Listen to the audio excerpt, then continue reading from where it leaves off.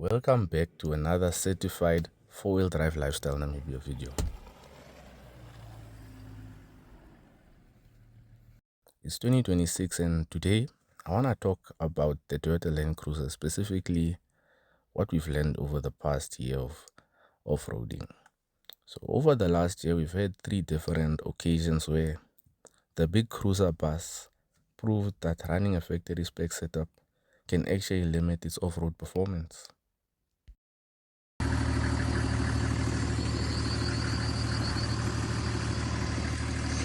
I'm stepping in water. Is that all of the dish lock? Now, we were always aware of the leaf spring limitations on the 79 series, but when you're mostly doing sand driving, you don't truly feel how much of a hindrance it can be. Sand tends to hide those weaknesses.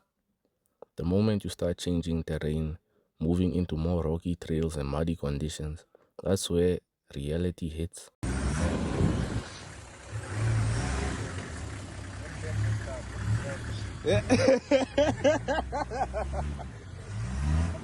Wait, they are sitting on your dish. Let's remove air. Yeah. So what happened in this situation is that the ground collapsed under the right side of the car and it totally sank on just starts one side. Hey man, Toto must run, go get Riwaila.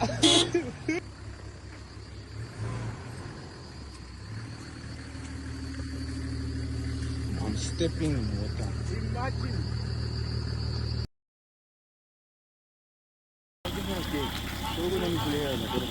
That's when you really learn that factory size tires on a 79 series Land Cruiser are far from ideal.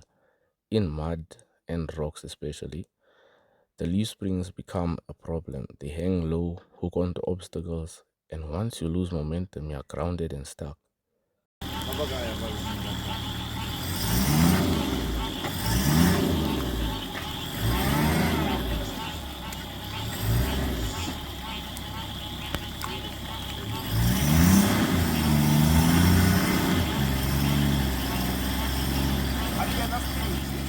That's when you realize that while the Land Cruiser is legendary, the factory setup isn't built for every kind of serious off-road situation. This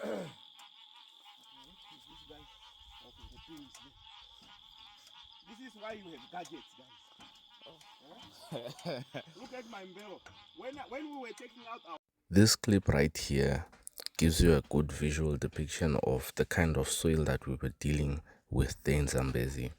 And I mean, this kind of soil is almost like clay. It literally is clay, and once it gets wet, it creates this suction which grabs onto any and everything that sinks into it. Just to get the jack out was a fight. Now imagine getting the car out. And what is missing, even if we had a jack stand, how deep is your feet in there, my belt? Even if we had a jack stand, it will still go down. Very fast. Yeah, Papa.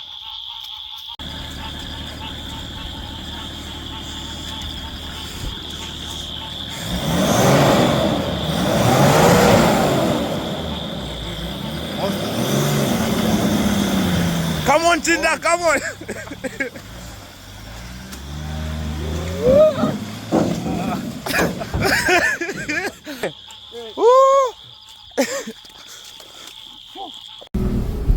So the big question is, how do you stop getting hung up on the leaf springs? The first and most effective upgrade is bigger tires, moving up to a 33 or even a 35, which is what we're looking to doing in the near future. But an underrated mod which we are definitely doing on the big bus is we are getting leaf spring skid plates. Instead of the springs catching, they slide over obstacles, keeping your momentum going. And I think it's gonna be very obvious if you watch what happened in Windhoek. The diff is totally, it's the leaf spring that's keeping you back.